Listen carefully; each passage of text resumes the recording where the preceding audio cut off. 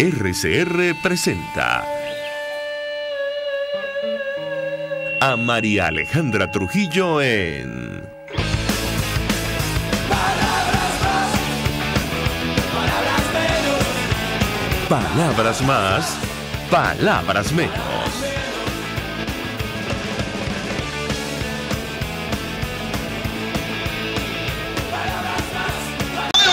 De Radio Caracas Radio, lo mejor este lunes 4 de febrero del año 2019. Todo el equipo que trabaja para ustedes a partir de esta hora los saluda. En la producción, Marilia García; en la redacción, Jackson Vargas; en los controles, César Arteaga; quien tendrá el inmenso placer de acompañarles, María Alejandra Trujillo. Saben, ustedes se pueden comunicar desde muy temprano a través de la cuenta en Twitter de la radio, @RCR750, seguirnos por el Periscope, por internet, rcr.tv, en señal abierta en Caracas, 750M en su dial, en Ciudad Guayana Eléctrica 97.7 FM. ¿Escuchaban ustedes algunos titulares de los diarios de circulación nacional?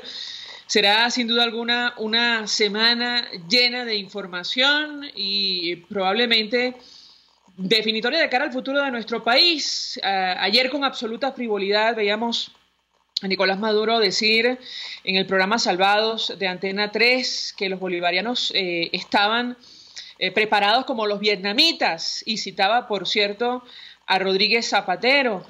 Bueno, habría que referirle al señor Maduro lo que dijo en su momento Maquiavelo en El Príncipe, su obra más universal. Un príncipe debe tener dos cosas: en el interior, si quiere ir a un conflicto, claro está, debe temer que se subleven los súbditos, y en el exterior, que le ataquen. Ambas cosas están, con relación a Venezuela, del lado de la democracia y la oposición. Los ciudadanos lo demostraron una vez más el fin de semana en todo el país, como ocurrió el sábado, y la comunidad internacional se suma cada día más a la intención de promover una transición democrática en nuestro país. Varios países de la Unión Europea hoy, como habían advertido, han dado un paso al frente y han reconocido a Juan Guaidó como presidente encargado de Venezuela. Probablemente, si vieron la entrevista de ayer, tomaron la determinación mucho más rápido ante la declaración de Maduro, advirtiendo que no les importaba lo que dijera Europa. Bueno, Europa ha hablado hoy. Países como España, Reino Unido, Austria, Suecia, Dinamarca han reconocido al líder de la oposición, a Juan Guaidó, presidente también de la Asamblea Nacional, como presidente interino de nuestro país. El Grupo de Lima, mientras tanto, va a celebrar reunión hoy en Canadá y, en teoría, va a anunciar nuevas acciones para apuntalar esta transición política en Venezuela, que algunos consideran que ya comenzó. Además, se inicia la llegada de la ayuda humanitaria a los puntos de acopio acordados con Colombia, Brasil y una isla del Caribe. Por cierto, el presidente de Estados Unidos, Donald Trump, no descarta una opción militar en el caso de Venezuela, y bueno, todavía hay tiempo para reflexionar. Sabemos que los líderes en el partido de gobierno aparentemente están totalmente desconectados con la realidad, y lo digo a título personal, pero lo que nadie quiere es un conflicto armado en nuestro país. Personalmente pensamos que estamos lejos, pero si insisten con esto de convertir a Venezuela en Vietnam y de armar a la población y crear batallones ciudadanos, en fin, ¿qué quiere que les diga? Esta crisis va a requerir un proceso de reconstrucción, sin duda alguna. Sin ir más lejos, ayer un director del Fondo Monetario Internacional lo advertía en su cuenta en Twitter. De eso vamos a hablar ampliamente con nuestros invitados la mañana de hoy. David Lipton decía: abordar la crisis económica humanitaria devastadora en Venezuela requerirá un amplio apoyo de la comunidad internacional. Estamos viendo una tormenta perfecta, sin precedentes, de crisis humanitaria y nutricional, hiperinflación, pérdida de capital físico y humano, y problemas con el tema de la deuda. Nos acompaña Ángel Alvarado, diputado, economista. Él forma parte de la Comisión de Finanzas y me parece que es uno de los arquitectos, me permitirá que así lo denomine, de la reconstrucción o de este plan país que se ha presentado a Venezuela. 1.000.000 de gracias por atendernos. Buenos días. Buenos días. Muchas saludos a todos los que nos escuchan, especialmente a toda la gente del Jarillo, que ayer estuve y por esta radio, que está allá en Radio Caracas, les mando un gran saludo. Diputado, mucho interés de conversar con usted acerca de los planes y lo que se ha presentado al país, pero antes le pediría una primera valoración sobre lo que ha ocurrido en las últimas horas. Seguramente habrá visto esta declaración de Nicolás Maduro ayer, advirtiendo que él no va a dar su brazo a torcer, que está dispuesto a que Venezuela se transforme en Vietnam. Creo que no tiene conocimiento de lo que pasó allí en ese momento. Pero en todo caso, quisiera una reacción inicial de su parte. El presidente Donald Trump decía en una entrevista a la CBS que no descarta la opción militar. ¿Cómo lo ven ustedes desde la Asamblea Nacional? Lo escuchamos. Bueno, María Alejandra, yo creo que esto nunca tanto como ahora ha estado tan débil el régimen de Nicolás Maduro. Y precisamente este discurso busca a las fuerzas, las pocas fuerzas que aún lo respaldan. Cuando este tipo de discursos se actúan muchas veces, la salida está mucho más cerca de lo que pensamos. Así que nosotros tenemos que seguir con nuestra estrategia, con nuestra presión, y lo que vamos a hacer la próxima semana. Sí, me dicen, diputado, que se escucha bastante mal. No recibimos claramente el mensaje. Vamos a tratar de restablecer el contacto, llamarlo nuevamente para escuchar perfectamente lo que tiene que decir. Es el diputado Ángel Alvarado, economista, que ha participado en la elaboración, junto con un equipo, entiendo yo, multidisciplinario de este plan país. Se ha consultado a académicos, a representantes de distintos sectores en Venezuela, y allí se plantea una ruta para rescatar a nuestro país de esta situación que afecta a todos los venezolanos, incluso dejar de ser, como lo han denominado en el documento, un Estado fallido. Y plantean efectivamente algunas acciones de inmediato para hacer frente, entre otras cosas, a la crisis humanitaria. Simplemente comentar este tema de la llegada de ayuda humanitaria a distintos puntos de acopio que se han acordado con países como Colombia, Brasil y una isla del Caribe. Ayer el diputado José Manuel Olivares decía que se iba a trasladar a Cúcuta justamente para coordinar la llegada de estos insumos tan necesarios en Venezuela. Diputado, usted reaccionaba a la actitud que ha asumido el gobierno de atrincherarse en su posición, de no ceder, de no doblar el brazo, como decía ayer Nicolás Maduro. En tanto, la comunidad internacional se suma al proceso de transición que algunos aseguran ya comenzó, incluyendo varios países de Europa. El día de hoy lo escuchamos. Sí, como te decía, en las próximas semanas hay que redoblar toda la presión interna y externa. Se lo hemos advertido hace mucho tiempo a Nicolás Maduro. Esta presión venía, y lo que ahora tenemos pues es el máximo de presión. Evidentemente va a llegar a un clímax cuando se plantee la entrada de la ayuda humanitaria en Venezuela. Sobre el tema de la ayuda humanitaria, que es un punto fundamental en el plan que han presentado ustedes, ¿cómo va a ser esto, diputado? ¿Cuál va a ser la logística? Había mucha inquietud, sobre todo el fin de semana. ¿Qué puede comentarnos? Sí, esto todavía es un proceso. Lo primero es que esta ayuda humanitaria llegue a los puntos, a los centros de acopio en la frontera venezolana. Estamos hablando de la frontera del sur y del oeste. Y una isla del Caribe, como se ha dicho.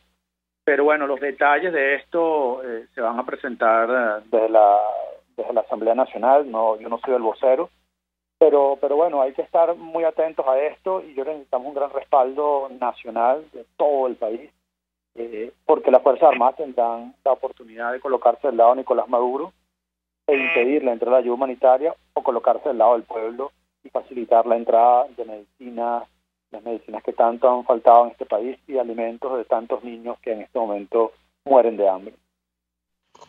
Bueno, inicialmente da la impresión que hay un sector que acompaña a Nicolás Maduro que pretende impedir el ingreso de esta ayuda humanitaria. Veíamos a Freddy Bernal recorriendo la frontera de Venezuela con Cúcuta. Quisiera su comentario en torno a este tema. Sí, yo creo que en este momento los venezolanos tenemos que seguir venciendo el miedo. Uno de los grandes factores de éxito de todo este movimiento que se ha generado en torno también al liderazgo de Juan Guaidó y de la Asamblea Nacional es que la población ha vencido el miedo. Y cuando se vence el miedo, poco a poco se empiezan a superar los obstáculos. Vimos como el fin de semana las fuerzas de seguridad del Estado y las Fuerzas Armadas se retiraron de algunos puntos donde estaban preparados para la represión. Evidentemente no, lo que nosotros estamos pidiendo, en este caso la ayuda humanitaria, es que hagan lo mismo y se coloquen nuevamente del lado del pueblo venezolano y permitan la entrada de esta ayuda que sabemos que en una primera instancia va a ser fundamental para estabilizar la situación social que vive el país. Justo sobre esto quería que conversáramos, diputado, porque en este plan país, en lo referido a la economía, ustedes hablan de varios puntos fundamentales, incluyen la ayuda humanitaria, acceder a la banca multilateral, adoptar un sistema de anclaje cambiario, desmontar los controles, entre otras medidas. Y comentábamos esta reacción de un director del Fondo Monetario Internacional, de un funcionario de esta institución, David Lipton, el fin de semana, advirtiendo que estamos ante una crisis económica y humanitaria devastadora en Venezuela, probablemente una tormenta perfecta sin precedentes. Yo quisiera saber si a estas alturas ustedes ya han entrado en contacto con organismos como el Fondo Monetario Internacional o el Banco Interamericano de Desarrollo. Lo escuchamos. Bueno, mira, como tú decías, este plan tiene mucho tiempo trabajándose, no son meses, son casi años, y durante todo este tiempo hemos tenido contacto no solo con organismos multilaterales, sino, bueno, este plan se presentó hace mucho tiempo al Grupo de Lima, se presentó a la Unión Europea, se presentó a los distintos países que en este momento están respaldando a Venezuela, y una de las grandes alicientes o factores que en este momento han determinado este respaldo internacional ha sido que la oposición tiene un plan, y que nosotros durante mucho tiempo de manera silenciosa estuvimos hablando, explicando el alcance de este plan, y lo único que falta en este momento es que se consolide la transición en Venezuela para aplicarlo. Así que este es un plan largamente concebido, largamente consultado, largamente consensuado, fuera de Venezuela, dentro de Venezuela, en el mundo académico, en el mundo diplomático. Y, como te decía, gran parte del respaldo que en este momento tenemos internacionalmente es gracias a que este plan ha sido tan ampliamente consultado, no solo dentro de Venezuela, sino también fuera de Venezuela. Mucho antes que se presentase este plan, en diciembre pasado, se presentó el 19 de diciembre, nosotros ya habíamos recorrido pues una parte importante del país, reuniéndonos con gremios, reuniéndonos con sindicatos, con académicos, con estudiantes, una consulta muy amplia que se hizo el plan antes de ser anunciado. Y bueno, en este momento, una vez que ya es público, se ha mantenido esa consulta amplia para seguir sumando sectores, porque tiene que ser un plan en el cual pues estén sumados todos los venezolanos. Y este plan tiene como primera fase, y esto es bien importante decirlo, la atención de la emergencia humanitaria compleja. María Alejandra, Venezuela no está viviendo una crisis humanitaria. Venezuela vive una emergencia humanitaria compleja. O sea, esto es un grado superior de la situación. Y esto hace pues que, tal como está concebido el plan, la ayuda humanitaria es fundamental, pero también es fundamental el acceso al financiamiento internacional. Y en ese sentido, el financiamiento internacional, por un lado, está pues la banca multilateral, pero además, dentro de ese financiamiento internacional habrá una parte que no será financiamiento, sino que será donación de la comunidad internacional. Y eso puede llegar hasta 20.000, 40.000 millones de dólares. Creemos que en este momento tal es el grado de respaldo que tiene la comunidad internacional, que eso puede ser mucho más. Y esto va a ser fundamental, porque en las primeras etapas tú necesitas pues llevar comida, llevar medicinas a las defensas del hogar venezolano. Una vez que tú logras estabilizar la emergencia humanitaria compleja, que es un proceso, pero que tiene que comenzar desde el momento cero, y que evidentemente tiene como punta de lanza la ayuda humanitaria, pasaría o junto a eso estaría la estabilización de la economía, acabar con la hiperinflación, que es gran parte del causante de esta crisis, el resultado de esa emergencia humanitaria compleja, el colapso de la economía, pero que acelera esa situación, y finalmente ir a unas reformas estructurales en la cual pues termines desmontando el modelo socialista, colectivista, intervencionista, destructor de la propiedad privada, para ir a un modelo económico en la cual pues el ciudadano sea realmente libre, no solo en cuanto a las ataduras que le atañen, en este momento existen en demasía, sino que además pues sea libre para labrarse su propio futuro por sus propios medios. Diputado, a estas alturas ustedes ya han entrado en contacto con el Fondo Monetario Internacional y organismos como el Banco Interamericano de Desarrollo para coordinar alguna línea de financiamiento de cara a lo que será este proceso de reconstrucción. Mira, nosotros hemos trabajado ya varios artículos 4, que es básicamente ese proceso que tú estás escribiendo para el acceso al financiamiento internacional. Eso está bastante adelantado. Y lo hacíamos cuando no teníamos presidente interino, pues ahora mucho más. Estas conversaciones se han mantenido. Y bueno, como dice Lady Lipton, eso refleja pues que ya esto es una oferta que cada vez está más en pie. Lo que él dice es muy importante, que Venezuela requiere un financiamiento masivo. Bueno, y eso es el apoyo internacional que en este momento se tiene. Si tú quieres una respuesta, pues la respuesta es sí. ¿Han tenido contacto con el gobierno chino, diputado? Leíamos este fin de semana toda clase de análisis y declaraciones, incluso del viceministro de Asuntos Exteriores, advirtiendo que en el caso de China, ellos, pase lo que pase en nuestro país, quieren continuar en Venezuela, y reconocía que tiene contacto con la oposición. Bueno, es decir, con ustedes que ahora están en este gobierno interino. ¿Qué puede comentarnos? Bueno, mira, China tiene grandes inversiones en Venezuela. Ellos mismos han cometido el error y lo han aceptado, de que han tratado el tema venezolano como una variable o con un gran matiz político, cariz político, y han olvidado pues la relación comercial. Es decir, que esto se han apegado demasiado a un respaldo, o han dado un respaldo político excesivo al socialismo del siglo XXI.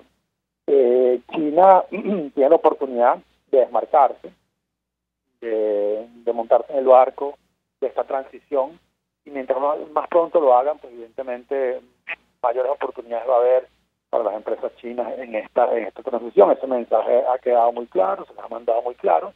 Ellos han dado un respaldo tibio a Nicolás Maduro, pero en última instancia un respaldo, y tienen la oportunidad pues de abandonar ese respaldo y montarse en este barco, esta transición que ha representado Juan Guaidó. Decía The Wall Street Journal el fin de semana que la deuda con China asciende a $20.000 millones y que existía temor en el gobierno de ese país sobre un posible incumplimiento con producto de un cambio en Venezuela. ¿Qué responde usted ante esta preocupación? Bueno, mira, la deuda china hay que revisarla, porque hay una parte de esa deuda que no tiene aprobación parlamentaria, que es muy oscura, que no cumplió con los mecanismos establecidos en la ley, y evidentemente eso hay que revisarlo.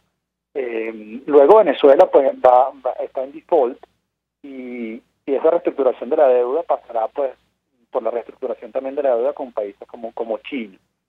Entonces, bueno, va a depender, ¿no? Como decíamos antes, de cuánto apoyo ellos den a Juan Guaidó, cuál es el respaldo que estén dispuestos a brindar a esta transición, y en ese sentido pues estarán en qué nivel de la cola para honrar sus deudas. Mientras ellos se mantengan una actitud de respaldo a Nicolás Maduro, el apoyo que ellos puedan recibir en el futuro va a depender de ese respaldo que ahora puedan dar a Juan Guaidó. Entonces es fundamental que China abandone el respaldo que le está dando Nicolás Maduro y respalde esa transición que ha comenzado, que está todo dentro del marco de la ley, dentro del marco de la Constitución, y que está enmarcado en derecho internacional. Diputado, hay preocupación con relación a Petróleos de Venezuela. Ayer en esta entrevista Nicolás Maduro, demostraba el desconocimiento que tiene sobre el impacto de las nuevas sanciones sobre la principal industria de nuestro país, sobre las finanzas de Venezuela, que pierde $7.000 millones en activos, y entendemos que ingresos por el orden de $11.000 millones anuales. Esto pasa a ser administrado por el presidente encargado.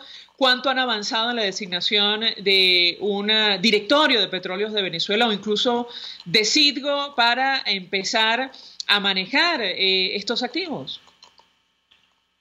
Bueno, nosotros la estrategia con Citgo, Petróleos de Venezuela, no es que Venezuela lo ha perdido Nicolás Maduro. Nuestra estrategia es mantener el control de estos activos en manos de los venezolanos, y que no se pierdan en manos de acreedores, de personas expropiadas, de juicios que se han manejado muy mal, como tú y yo hemos hablado muchísimas veces. La estrategia es que el Citgo se mantenga para los venezolanos, y toda la estrategia legal que se está siguiendo en Estados Unidos y que está siguiendo Juan Guaidó con su equipo, es evitar que estos activos se pierdan para los venezolanos. Y en ese sentido, pues, un papel muy importante será, como tú dices, la representación de la República, por un lado, que se lleve en estos juicios en el exterior, en la cual, pues, los negocios de Carlos Beckley en Estados Unidos ha sido, pues, va a tener ese rol tan importante. Y por otro lado está el tema de, qué estrategia legal seguir para que tipos que tienen un valor aproximado de 10 mil millones de dólares, la República no pierda estos activos. Entonces, la designación de PDVSA, PDVSA Holding en Delaware, y después que ellos designen la junta directiva de Citgo, es un proceso que está enmarcado en esta estrategia. Tal vez hablar de plazos no es conveniente porque está enmarcada en la estrategia. Entonces, no es un fin en sí mismo la designación de directiva, sino es un fin en cuanto es un medio para alcanzar ese fin, que es la preservación del activo, y eso va a determinar cuándo ocurre. Pienso yo que podría ser muy pronto. Se ha avanzado en este aspecto, pero todavía no podría yo hablar de plazo. Diputado, gracias, como siempre, por atendernos, acompañarnos. Ángel Alvarado es economista, diputado de la Asamblea Nacional, forma parte del equipo que elaboró este Plan País, al cual nos vamos a referir ampliamente la mañana de hoy. Esta estrategia para hacer frente de inmediato a la crisis profunda, devastadora, como la ha definido este director del Fondo Monetario Internacional, que afecta a Venezuela, la cual evidentemente desconoce Nicolás Maduro y su equipo. Porque, entre otras cosas, ayer decía, no, en Venezuela no hay crisis humanitaria y aquí no va a pasar absolutamente nada.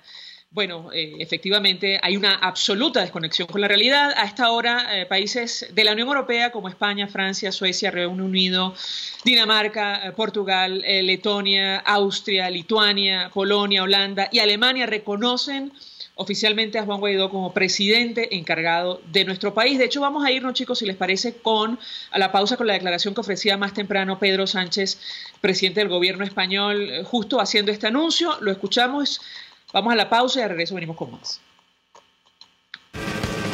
Usted escucha Palabras Más, Palabras Menos en RCR 750 AM. Puedes seguirnos en nuestras redes sociales. En Twitter, @RCR750, la radio que se ve. Mensaje del ingeniero Ramón López, vicepresidente del Colegio de Ingenieros de Venezuela. Apreciado colega ingeniero, arquitecto y profesional afín, el sistema de salud venezolano no presta la atención requerida y la altísima inflación encarece notoriamente este servicio. Es por ello que el Fondo de Previsión Social del CIP te ofrece un servicio de salud seguro, confiable y accesible, con amplia cobertura. Para mayor información visita el portal www.cib.net.be. Colegio de Ingenieros de Venezuela, construyendo futuro. En Ávila Gallery tenemos los más hermosos vitrales para embellecer tu casa, locales comerciales, oficina y todos tus espacios. Elaborados por nuestro artista exclusivo Javier Illarramendi. Abstractos, ávilas, lámparas Tiffany's y todo en vitrales. Síguenos en Instagram por @AvilaGallery1 o llámanos al 0414-127-4060. Ávila Gallery, tu centro de arte moderno. Mensaje del ingeniero José Peraza, tesorero del FONPRES CIB. Estimado colega ingeniero, arquitecto y profesional afín, el Colegio de Ingenieros de Venezuela y el Fondo de Previsión Social, preocupado por la salud de tu familia, ha diseñado un sistema de salud integral que coloca a tu disposición y que contiene asistencia primaria de salud, ambulancia, hospitalización, cirugía, oftalmología, dermatología, fisioterapia, psicología, odontología, farmacia y funerario. Para mayor información, visítanos a nuestros portales cib.net.be, fonprescib.net.be, Colegio de Ingenieros de Venezuela, construyendo futuro. Queridos amigos, venimos con todo y por todos los medios y, muy importante, trabajando para formar la nueva opinión pública en Venezuela. Por todos los medios, Conmingo, un lugar de encuentro para el talento venezolano, dentro y fuera de nuestro país. Nuevas voces, nuevas ideas, nuevas opiniones. Por la radio, por internet, por las redes, por todos los medios. Conmingo, de lunes a viernes a las 8 de la mañana, por RCR 750 AM, Periscope y rcr.tv, la radio que se ve. Todos las piensan, todos las escuchan y María Alejandra Trujillo te las dice. Palabras más, palabras menos. Continuamos, amigos, palabras más, palabras menos. Nos acompaña en la línea telefónica John Goicoechea. Él es dirigente nacional de Voluntad Popular, forma parte del equipo que redactó junto a distintos profesionales este Plan País. Estuvo en la presentación a la Universidad Central de Venezuela. 1 millón de gracias por atendernos. Buenos días. Alejandra, gusto saludarte y saludar a toda la gente que escucha RCR. Un gusto conversar con John. Si me permites, vamos a reponer lo que dijo un poco más temprano el presidente del gobierno español, José Luis Rodríguez, tuve un lapsus, el señor Pedro Sánchez. Lo que pasa es que ayer fue mencionado en la entrevista de Nicolás Maduro. Pedro Sánchez reconocía más temprano a Juan Guaidó y creo que esto será fundamental, por cierto, para poner en marcha lo que ustedes presentaban, los planes que presentaban la Universidad Central de Venezuela. Lo escuchamos y yo quisiera tu reacción. El Gobierno de España anuncia que reconoce oficialmente al presidente de la Asamblea de Venezuela, al señor Guaidó Márquez, como presidente encargado de Venezuela. La legitimidad democrática de Juan Guaidó emana de su condición de presidente de la Asamblea Nacional de Venezuela, órgano legislativo surgido tras las últimas elecciones libres y democráticas reconocidas por el conjunto de la comunidad internacional como tales. Quisiera el comentario de nuestro invitado, porque, entre otras cosas, ha dicho España que va a promover una ayuda desde Naciones Unidas, un plan de ayuda urgente para Venezuela. Te escuchamos. Bueno, es una muy buena noticia el reconocimiento de España. Sobre todo lo será en tanto España sea capaz de hacer efectivo ese reconocimiento. ¿Qué significa eso?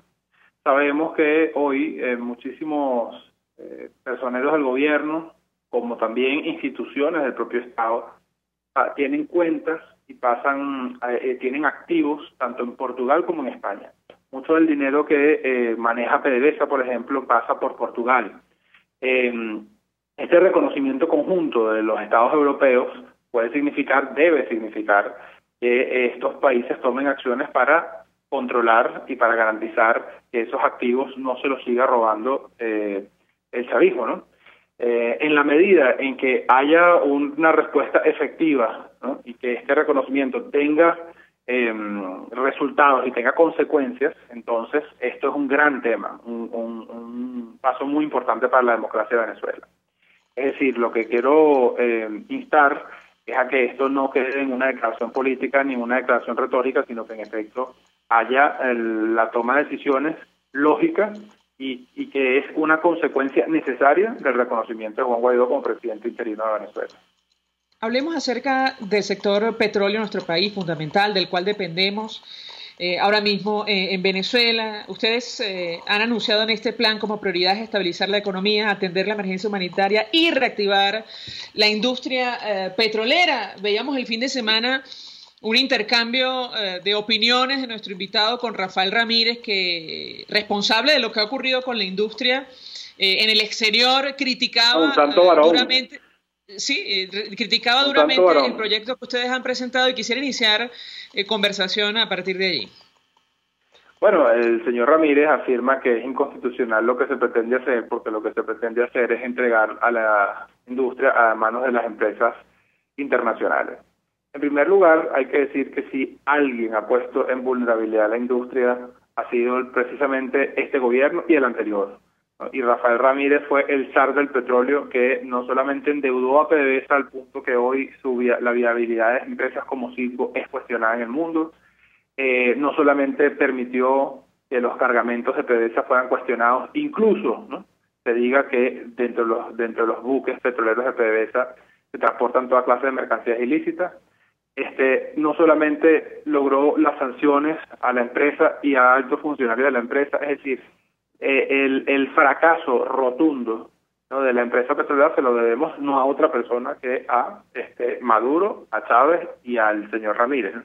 Entonces, que ahora venga el señor Ramírez a decir que es que abrir la industria petrolera es inconstitucional, es un sinsentido. Y lo es también porque hasta el año 2007, con esta Constitución, en Venezuela operaron en explotación y exploración, que es lo que estamos hablando, porque allí está la prohibición. La prohibición no está en comercialización, no está en refinamiento, no está en ninguna fase de aguas abajo, sino la prohibición está aguas arriba, o sea, la prohibición está en exploración y explotación. Hasta el año 2007, aquí, las empresas internacionales podían operar de esa manera. ¿Qué pasó en el 2007? La ola expropiatoria de Hugo Chávez, que en el campo petrolero se vio a través de la imposición de las empresas mixtas como único modelo de negocio. Entonces impidió que el sector privado pudiese seguir haciéndolo de forma independiente. Hay que revertir eso, hay que salir de la camisa de fuerza de las empresas mixtas para poder generar una flexibilidad contractual que permita mayor inversión en Venezuela. ¿Y qué significa mayor inversión? Que las empresas internacionales tengan más incentivos para traer dinero aquí, dinero que es luego recibido por el Estado a través de impuestos y que es recibido por la gente a través de escuelas, de planes de alimentación, de planes de salud, etcétera, ¿no? De infraestructura, sobre todo de seguridad ciudadana.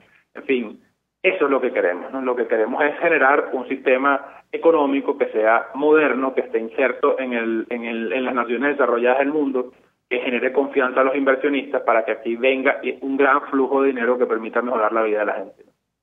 Ahora, sobre el tema de PDVSA y el petróleo, ustedes plantean en el marco de reactivar nuestra industria, permitir que el capital privado sea accionista mayoritario en proyectos petroleros y como condición previa establecen la aprobación de una nueva ley de hidrocarburos. Quisiera referirme a este tema porque no sé si existe algún tipo de diferencia con lo que establece la Constitución. ¿Qué han discutido ustedes en torno a este tema en específico? No se requiere ninguna modificación constitucional para llevar a cabo lo que plantea el Plan País. De hecho, hemos sido muy cuidadosos porque no estamos proponiendo una modificación de la Constitución, quiero dejarlo claro.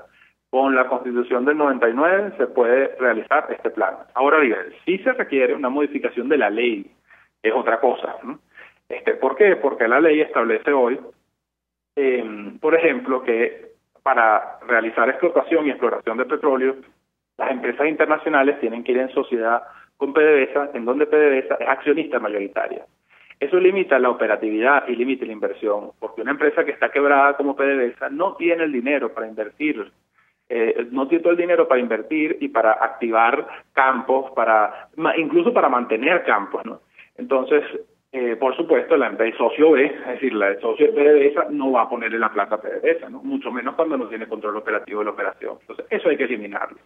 Y eso se elimina por vía legal. Otro aspecto importante de esa ley es revisar nuestro marco fiscal, porque nosotros somos el país más caro del continente entero para venir a invertir en petróleo. Cuando un barril de petróleo cuesta $70, que no es el caso ahora, pero por poner una medición, el government take, lo que se lleva el Estado venezolano a través de impuestos es 92%.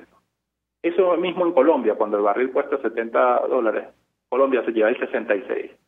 Argentina se lleva el 79%, México se lleva el 78%. Es decir, nosotros somos mucho más caros que el resto de los países de América Latina para invertir en petróleo. Y además de eso, ofrecemos un sistema con menos garantías, ¿no?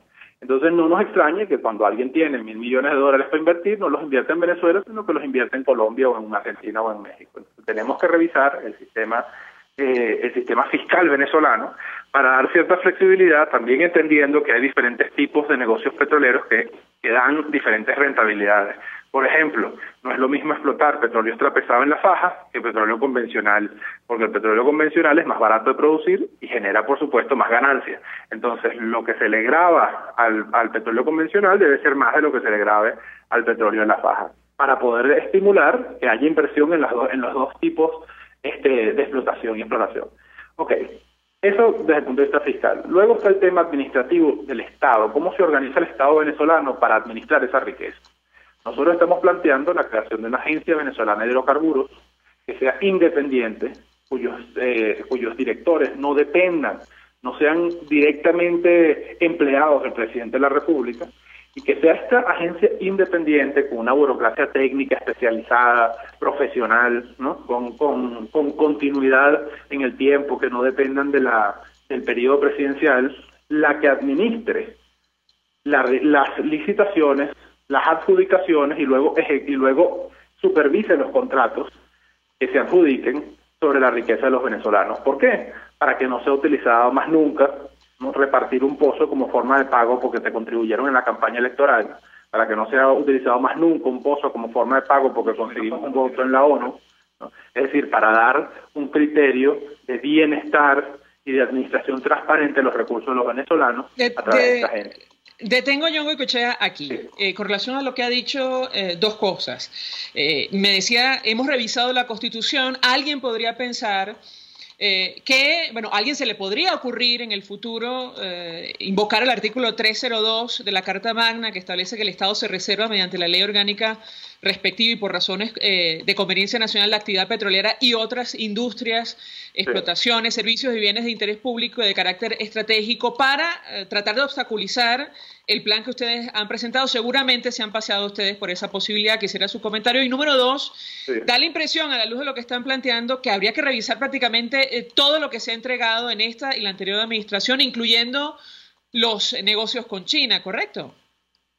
Bueno, déjame respondértelo por separado porque tiene dos respuestas distintas. La primera es el Estado, en efecto, se reserva la propiedad de todo el petróleo y nosotros no pretendemos cambiar eso. El petróleo es de los venezolanos. No estamos planteando que la persona que sea dueña de una finca que encuentre el petróleo abajo es dueña del petróleo. No, el petróleo es de los venezolanos. Ahora, ¿cómo se administra aquí y en el mundo esa riqueza de los venezolanos? A través de concesiones.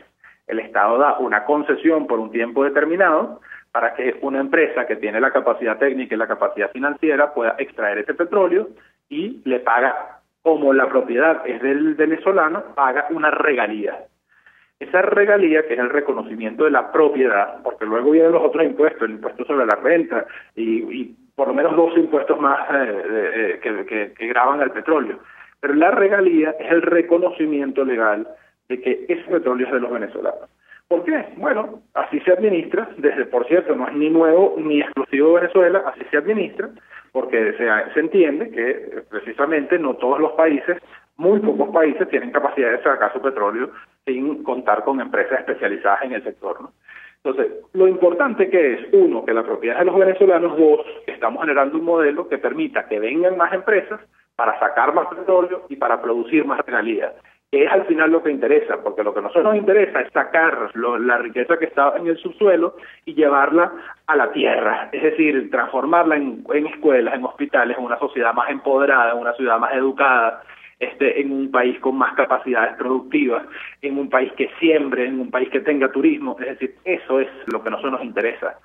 No nos interesa que se nos quede el petróleo bajo la tierra y que en 50 años, cuando ya el petróleo no sea importante en el mundo, nosotros tengamos que preguntarnos por qué no lo sacamos. Lo que nos interesa es sacarlo ahora y transformarlo en capacidades para una sociedad más empoderada, una sociedad que sea capaz de diversificarse. Y eso es posible si lo utilizamos como palanca. Pero si somos atávicos y decimos no queremos que venga nadie aquí a tocar nuestro petróleo, bueno, nos vamos a quedar con nuestro petróleo. Porque es que el petróleo se va a acabar antes, la era petrolera, que el petróleo venezolano. Es decir, así como decía el ministro de Arabia Saudita, así como la era de las piedras no se acabó porque se terminaran las piedras, la era del petróleo no se acabará porque se termine el petróleo. Nuestro reto es sacarlo ahora, para poder convertirlo en capacidades para los venezolanos. Y claro, para ello, pero entiendo que en el marco de la ley, es decir, esto no podría generar, digamos, alguna reacción de sectores en nuestro país que obstaculicen, insisto, el plan utilizando como referencia lo que establece nuestra Constitución. Es la inquietud que le es que bajo esta misma Constitución, o sea, la interpretación de que ese artículo impide dar concesiones privadas es tan ridícula que niega el hecho de que el chavismo mismo, o sea, es decir, el gobierno socialista bolivariano, bajo la Constitución que ellos mismos crearon, hasta el año 2007 lo hacían así. Porque este régimen cambió con la ley del 2007, pero hasta el año 2007 aquí las empresas privadas hacían exploración y explotación de petróleo sin el concurso de PDVSA.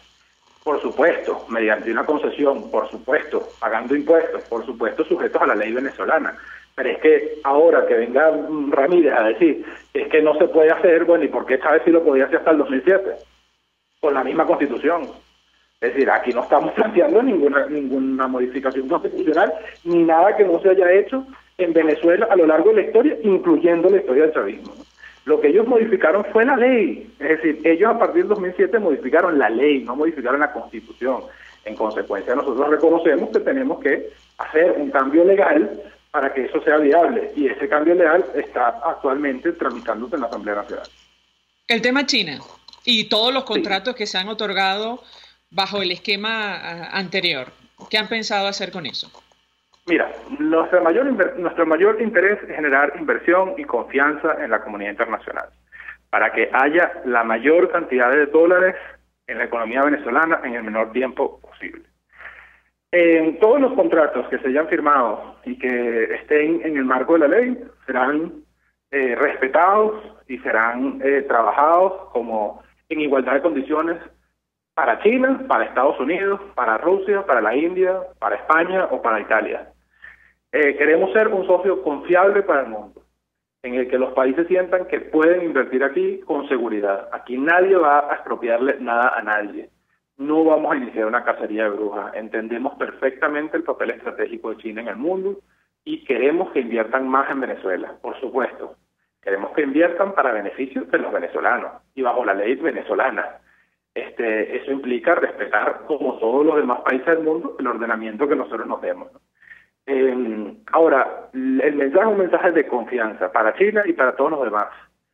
Un mensaje de confianza de que aquí en Venezuela se puede hacer negocios con gente seria, de que aquí en Venezuela estamos ávidos de inversiones internacionales, de que aquí en Venezuela queremos que haya más empresas, más empleos, más oportunidades y por primera vez en 20 años bajar la retórica de que tenemos el enemigo externo que hay que combatir y que hay que eliminar. Aquí nosotros no nos estamos planteando la reconstrucción de Venezuela desde la óptica del enemigo externo, no nos estamos planteando la reconstrucción de Venezuela desde la óptica de perseguir a los que hicieron negocio con el chavismo, siempre que esos negocios sean legales y estén en el marco de la Constitución. Gracias, John Goycochea, por atendernos, acompañarnos. Él es dirigente nacional de Voluntad Popular, forma parte del equipo que elaboró este plan país, del cual, por cierto, vamos a seguir hablando en el futuro, porque, entre otras cosas, plantea el reto de hacer frente a esta crisis devastadora. Así la definía uno de los directores del Fondo Monetario Internacional el día de ayer, que afecta a Venezuela. Vamos a la pausa, al regreso venimos con más. Estás escuchando Palabras Más, Palabras Menos, por RCR 750 AM. Puedes seguir nuestra programación a través de rcr.tv, la radio que se ve. El siguiente espacio educativo está dirigido a niños, niñas y adolescentes. RCR presenta Todo se puede, una producción nacional independiente de Mayra Prado, certificado número 16923. El cambio es acción. Muévete por tu salud. No tienes excusa. Tú puedes. Jugos para desintoxicar el cuerpo, mejor conocidos como detox. La pregunta: ¿los jugos desintoxican el cuerpo?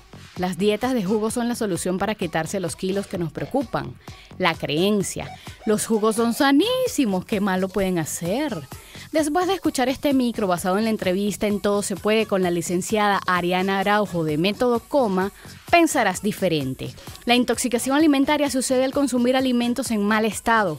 Una comida copiosa, rica en grasas o azúcares por sí sola no produce intoxicación a menos que en su preparación se haya contaminado. Punto 1. Con una alimentación equilibrada, tu cuerpo por sí solo se desintoxica.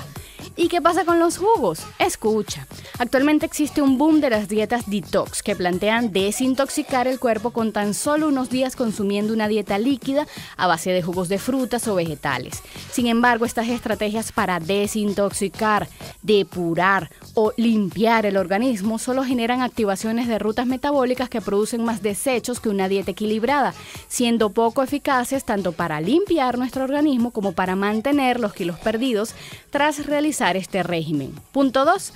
Con las dietas detox pones en riesgo tu salud y si hablamos de pérdida de peso, lo recuperarás y hasta el doble.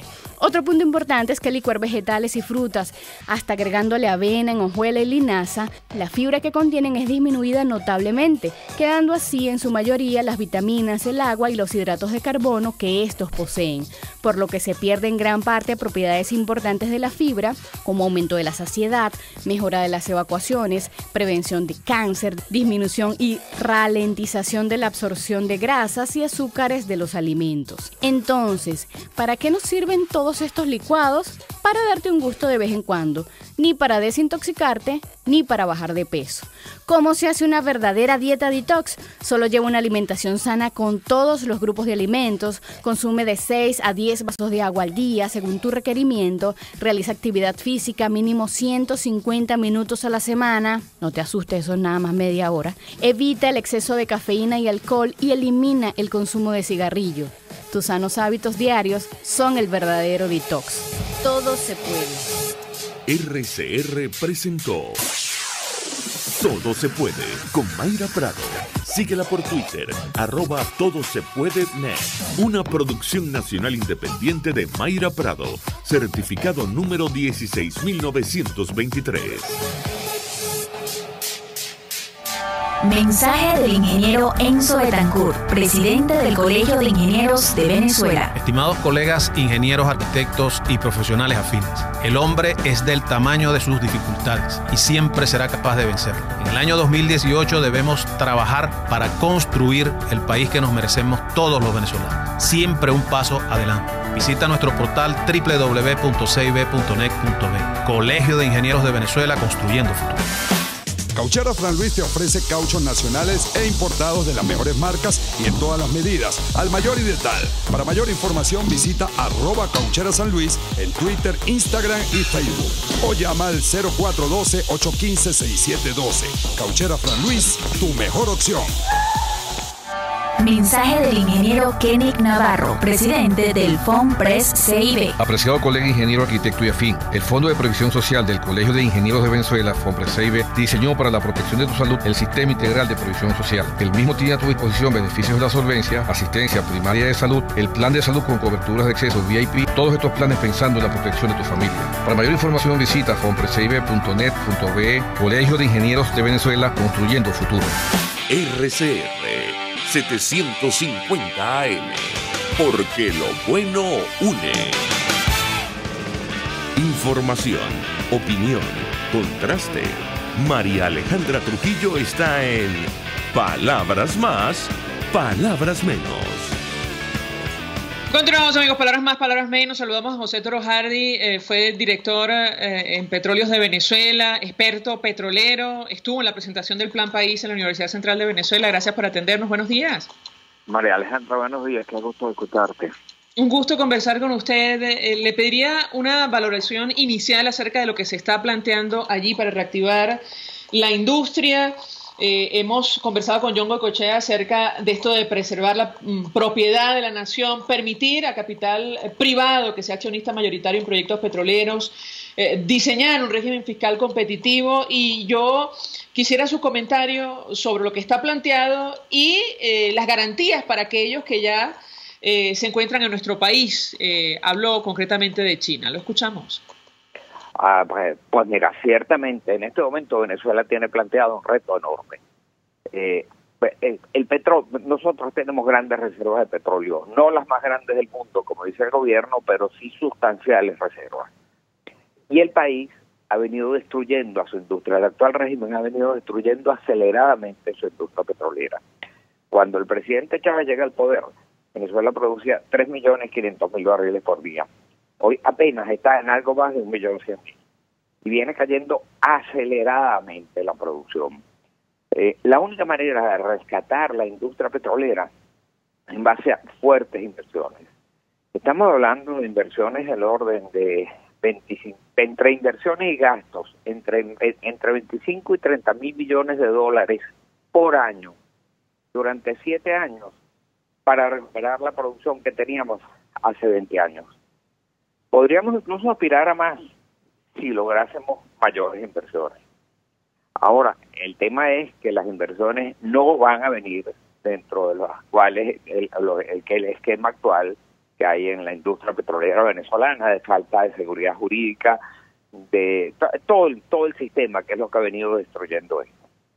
Es urgente, por lo tanto, entender que es necesario atraer esas inversiones, que por supuesto la propiedad de las reservas en subsuelo siempre será el poder de la nación, eso no está previsto cambiarlo, pero que hay que crear un esquema competitivo para que lleguen las inversiones que necesitamos para reactivar la industria, porque de lo contrario nuestro petróleo se va a quedar para siempre en el subsuelo.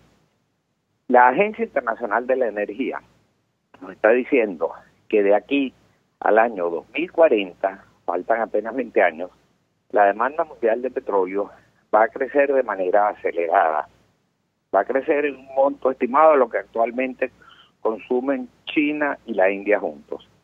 Pero que a partir del año 2040, el petróleo va a empezar a ser desplazado por otros agentes energéticos menos contaminantes, como la energía solar, la energía eólica, la biomasa, muchas otras formas de energía.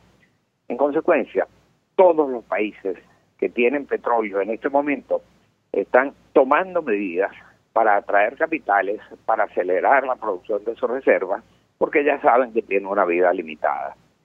Eso Venezuela tiene que entenderlo. Necesitamos crear condiciones competitivas para atraer esos capitales, para que vengan con las condiciones que en Venezuela puedan crearse, invertir en el país, porque lo que no se haga hoy ya es tarde, lo que tengamos que empezar a hacer ahora mismo. El país requiere urgentemente de su petróleo para salir de esta gravísima crisis en que han sumido a Venezuela. Esta crisis que ha llevado a la caída de más de la mitad del Producto Interno Bruto en poquísimos años. Esta crisis de empobrecimiento brutal de la población, de destrucción de la moneda, que nos ha llevado a la hiperinflación más alta del mundo, probablemente la más alta en la historia de toda la América Latina, y va camino a ser una de las más altas en la historia de la humanidad. De manera que necesitamos con urgencia de los recursos que están a la disposición del país para reactivar y devolverle el futuro a los venezolanos.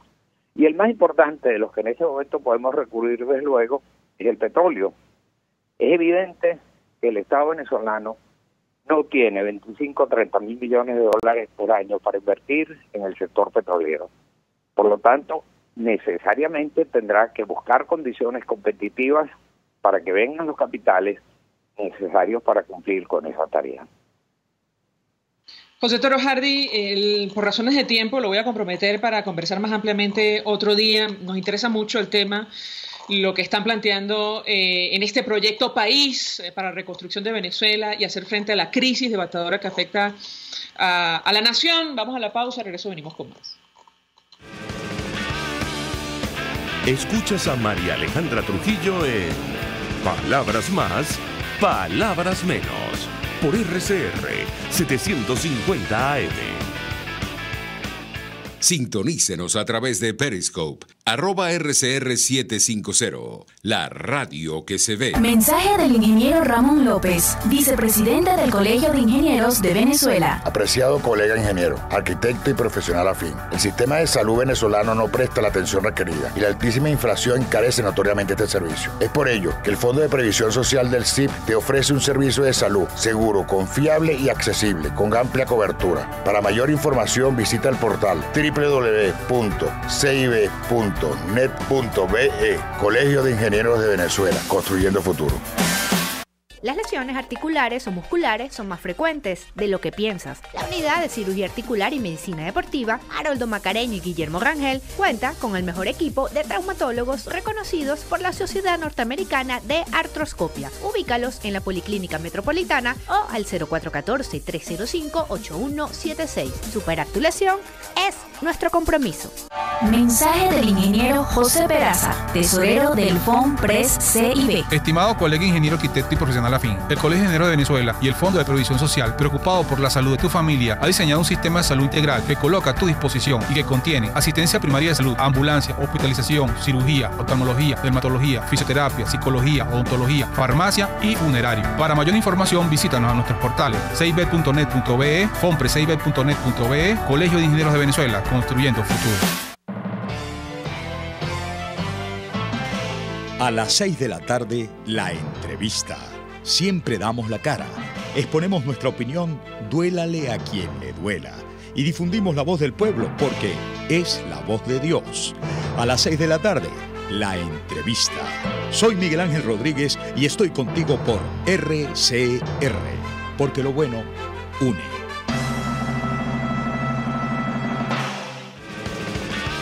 Se dicen, se ocultan, se piensan, se descubren. Palabras más, palabras menos. Con María Alejandra Trujillo. Más palabras menos, se nos ha agotado el tiempo. Nos despedimos en nombre de todo el equipo. Los dejamos con Por Todos los Medios. El Colegio de Ingenieros de Venezuela y el Fondo de Previsión Social del Colegio de Ingenieros de Venezuela presentaron. RCR presentó Palabras más, palabras menos. RCR 750 AM. Palabras más.